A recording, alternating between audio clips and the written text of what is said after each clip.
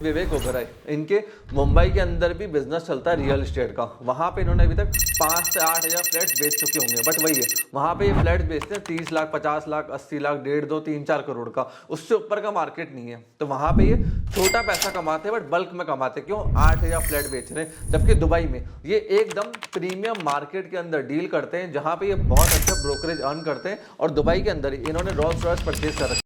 I came in from a time where I got a lot of success.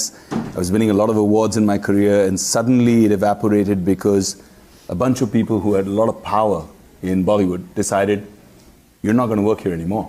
We'll make sure that that happens. I experienced a lot of frustration and pain and anger and felt like a victim, and I didn't know how to deal with it. My mom is somebody I really look up to. She's my hero. Vivek Oberoi इस समय बहुत चर्चा का विषय बने हुए social media के ऊपर। क्यों? क्योंकि इन्होंने 1200 करोड़ की वेल्थ बना ली बहुत ही कम समय के अंदर।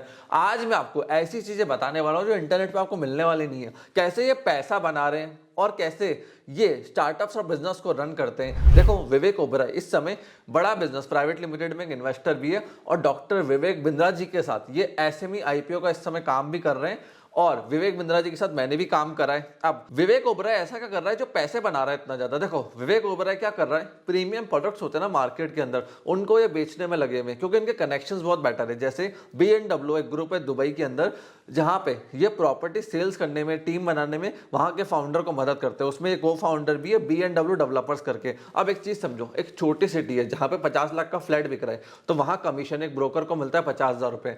बट अगर आप गुड़गांव में जाओगे, वहां पे 200 करोड़ का फ्लैट बेचोगे, प्रॉपर्टी बेचोगे, तो आपको मिनिमम से मिनिमम 4 से 5 करोड़ का कमीशन मिलेगा। अब टाइम सेम लगता है। जैसे मैं आपको प्रैक्टिकल एग्जांपल दूं, हमारी फर्म में एक लीगल फर्म भी है, तो वहां पे क्या होता है, जो लोकल ट्रेडमार्क्स इंडिया में बिकते हैं वह हम 2.5 से 3 हजार का मार्जिन कमाते हैं। तो मेरी टीम को टाइम सेम लगता है। बट जो इंटरनेशनल डील्स होती है, जहां पर मैं खुद प्रेजेंट रहता हूं, वहां पे मार्जिन 8 से 9 लाख रुपए का होता है। टाइम सेम है। एक टाइम पे आप 2.5 कमा रहे हो, एक टाइम पे आप 8 लाख रुपए कमा रहे हो। क्यों? क्योंकि आप इंटरनेशनल मार्केट के अंदर चले गए। सेम विथ विवेक ओबेरॉय, इनके मुंबई के अंदर भी बिजनेस चलता है रियल एस्टेट का। वहां पे इन्होंने अभी तक 5 से 8 हजार फ्लैट्स बेच चुके होंगे। बट वही है, वहां पे ये फ्लैट्स बेचते हैं 30 लाख, 50 लाख, 80 लाख, 1.5, 2, 3, 4 करोड़ का। उससे ऊपर का मार्केट नहीं है। तो वहां पे ये छोटा पैसा कमाते हैं बट बल्क में कमाते हैं। क्यों? 8 हजार फ्लैट बेच रहे हैं, जबकि दुबई में ये एकदम प्रीमियम मार्केट के अंदर डील करते हैं, जहां पे ये बहुत अच्छा ब्रोकरेज अर्न करते हैं। और दुबई के अंदर इन्होंने रोल्स रॉयस परचेज कर रखी है। अब देखो, दुबई में बेनिफिट क्या होता है, इनकम टैक्स लगता नहीं है, पर्सनल टैक्स है नहीं। अगर हिंदुस्तान में मैं 10 करोड़ कमा रहा हूं, तो 4 करोड़ तो सरकार ले जाएगी, 6 करोड़ मेरे को बचेगा। तो अगर मुझे 15 करोड़ की कार या 10 करोड़ की कार लेनी है, तो पहले मुझे 30 करोड़ कमाने पड़ेंगे, ताकि उसमें से मैं 10 करोड़ पहले इनकम टैक्स भरूं, 20 करोड़ बचे, फिर उससे मैं कार को बाय करूं। दुबई में ऐसा नहीं होता, ये बेनिफिट रहता है। और इनके पास का नेटवर्क बहुत अच्छा है रिच लोगों का, क्योंकि ये ऐसी इंडस्ट्री से आए थे जहाँ ग्लैमर था, काफी अच्छे सक्सेसफुल एक्टर भी थे ये। तो उस नेटवर्क को यूज करके ये प्रीमियम चीजों को सेल करते हैं। जैसे मैं आपको बताऊं, अभी इन्होंने विवेक बिंद्रा जी के साथ मिलकर और कॉफी में भी इन्वेस्टमेंट करा है, और इनका 50% शेयर है और कॉफी के अंदर। और ये एसएमई आईपीओ प्लान कर रहे हैं 2026 में और कॉफी का। अब देखो ये करते क्या है, कंपनी का बिजनेस मॉडल समझ में आ गया, फाउंडर समझ में आ गया।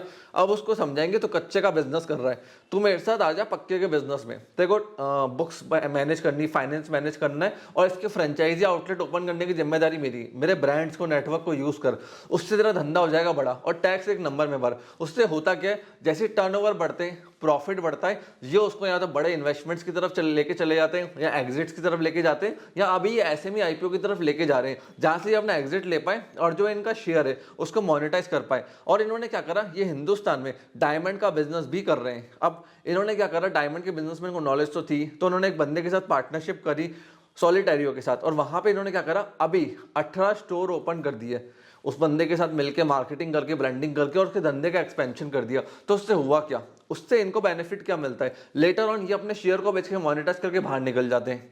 तो इन्होंने ऐसे कर करके 30 स्टार्टअप, 30 कंपनियां बिल्ड कर दी।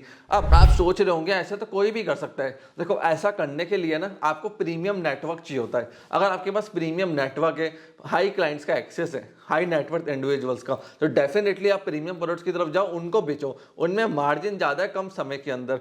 विवेक ओबेरॉय के साथ एक टाइम था ऐसा हो गया था, इसका करियर खत्म हो गया था। लोगों ने कहा था चलने वाला नहीं, मूवीज इनको मिलना बंद हो गई थी। सबको पता है ऐश्वर्या राय और उसके बीच में बहुत प्रॉब्लम हो गई थी। उस समय सलमान खान भी बीच में आ गया था, लेकिन इन्होंने रीस्टार्ट करा। इन्होंने देखा फिल्में मेरी चल नहीं रही है, मेरे को काम मिल नहीं रहा है तो मैं बिजनेस लाइन के अंदर घुस जाता हूँ। आज ये बिजनेस के अंदर आए, 1200-1300 करोड़ की नेटवर्थ है, रोल्स रॉयस बेंटले जैसी कार दुबई में रखते हैं, अच्छी खासी लग्जरी लाइफ को ये एंजॉय करते हैं। अब एक चीज समझ, लाइफ में मेरी भी दिक्कत आई थी, एक बार जब आप ऊपर चढ़ते हो ना, नीचे गिरने के चांसेस भी बढ़ जाते हैं, सबकी नजर आप पे होती है, बट आप नीचे गिर गए, गिरे रहे, उठे नहीं, कोई पूछने वाला नहीं है, कोई पूछने नहीं आएगा, अब वहीं पड़े रह जाओगे। लाइफ आपकी है, जिम्मेदारी आपकी है।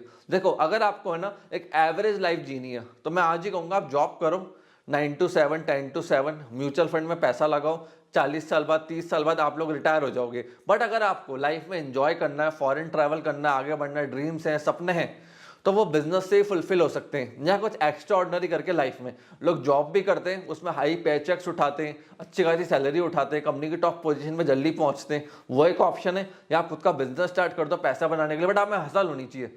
वो नहीं है कि मैं 10-11 बजे उठूं, काम पे जाऊं, फिर शाम को 7 बजे जाके सो जाऊं। हार्ड वर्क करने का जिसमें दम है, जो 7 दिन काम कर सकता है, वही लाइफ में आगे बढ़ सकता है। जो सपने देख सकता है उनके पीछे भाग सकता है। सपने देखने से कुछ नहीं होता, उनके पीछे भागना पड़ता है, रिस्क लेनी पड़ती है। अगर आज विवेक ओबेरॉय ने म्यूचुअल फंड में 12-13-14% में लगा हुआ होता है, एफडी में लगा हुआ होता कि मैं छोटा मोटा कुछ करके एफडी म्यूचुअल फंड से पैसा कमा लूंगा, 40 साल बाद रिटायर हो जाऊंगा, रिटायरमेंट लाइफ जी लूंगा, तो आज कोई पूछता नहीं। सब लोग यही बोलते हैं कि हाँ भाई दम नहीं था बंदे में, फ्लॉप एक्टर था, बर्बाद हो गया।